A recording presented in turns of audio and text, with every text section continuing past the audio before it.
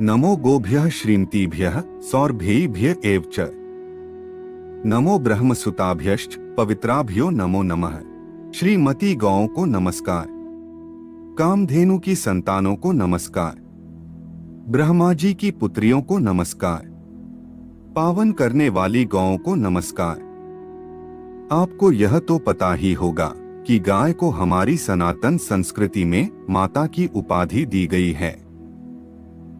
सबसे पहले यह जानना आवश्यक है कि सनातन धर्म का अर्थ क्या है। इसके संबंध में वाल्मीकि रामायण के सुंदरकांड में पर्वत श्रेष्ठ मैनाक श्री हनुमान जी को सनातन धर्म का रहस्य समझाते हुए कहते हैं, कृते च प्रतिकर्तव्यम एष धर्मः सनातन। अर्थात जिसने हमारे प्रति किंचित भी उपकार किया है उसके प्रति सदा कृतज्ञ रहना ही सनातन धर्म है, और गौमाता की रक्षा ही धर्म की रक्षा करना है। इस प्रस्तुति में आप गौ माता की महिमा और महत्व जानेंगे और हमें गौ माता का पूजन क्यों करना चाहिए।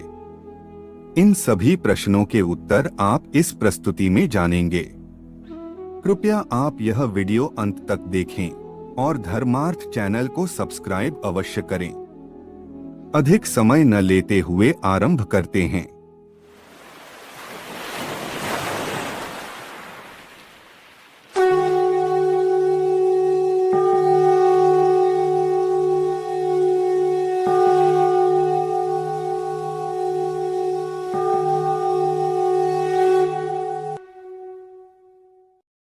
गौमाता की महिमा अपरंपार है। मनुष्य अगर जीवन में गौमाता को स्थान देने का संकल्प कर ले तो वह किसी भी संकट से बच सकता है। मनुष्य को चाहिए कि वह गाय को मंदिरों और घरों में स्थान दे, क्योंकि गौमाता मोक्ष दिलाती है। पुराणों में भी इसका उल्लेख मिलता है कि अंतिम समय में गाय की पूंछ छूने मात्र से ही मुक्ति का मार्ग खुल जाता है। गाय की महिमा को शब्दों में नहीं बताया जा सकता। मनुष्य अगर गौमाता को महत्व देना सीख ले तो गौमाता उनके दुख दूर कर देती है।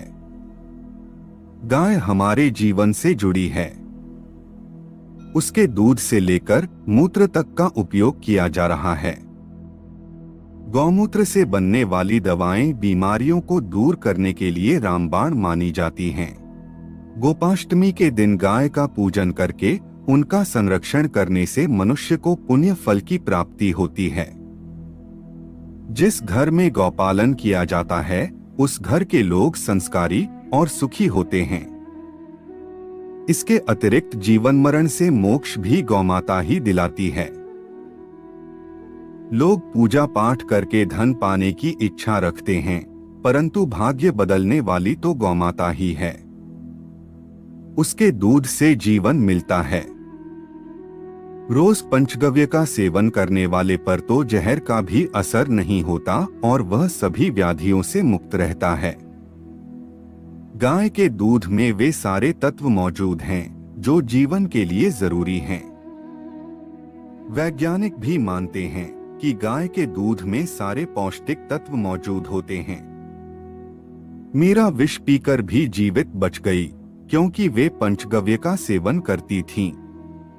लेकिन कृष्ण को पाने के लिए आज लोगों में मीरा जैसी भावना ही नहीं बची। प्रत्येक दिन प्रातःकाल गौदर्शन हो जाए तो समझ लें कि अब दिन शुभ जाएगा, क्योंकि गौमाता में ही सभी देवताओं का वास बताया गया है। गौदर्शन के बाद और किसी के दर्शन की आवश्यकता नहीं रह जाती।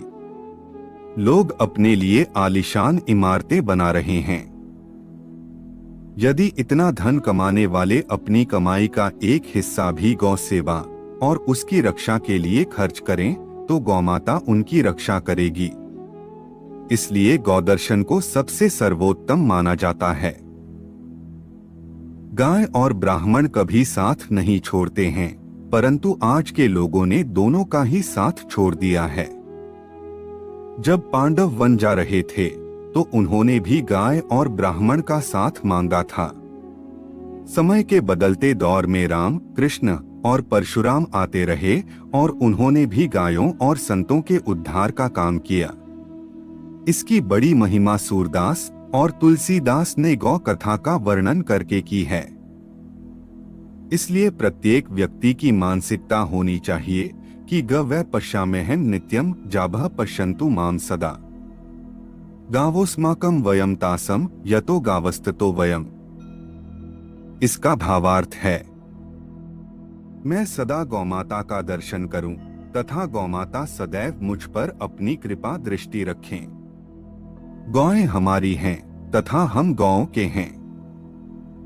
जिस स्थान पर गौ माता का वास हो वहीं पर हम भी रहें, क्योंकि गौ हैं इसीलिए हम भी हैं। लोग दृश्य देवी की पूजा नहीं करते और अदृश्य देवता की खोज में भटकते रहते हैं। उनको नहीं पता कि भविष्य में बड़ी समस्याओं का हल भी गौमाता से मिलने वाले उत्पादों से मिल सकता है। आने वाले दिनों में संकट के समय गौमाता ही लोगों की रक्षा करेगी। इस सच्चाई से लोग अनजान हैं। परमात्म प्रभु से प्रार्थना है कि प्रत्येक मनुष्य गोवंश के प्रति अपने दायित्व को समझे और अपने जीवन में उन सात्विक गुणों का समावेश करे जिसे इस प्रस्तुति में दिखाया गया है। आशा है कि बुद्धिजीवी लोग हमारी इस वीडियो को देखकर गौ सेवा के प्रति प्रेरणा प्राप्त कर श्रद्धान्वित हुए होंगे। मिलते हैं एक और ज्ञानवर्धक व आध्यात्मिक वीडियो के साथ। तब तक के लिए जय जय श्री राम।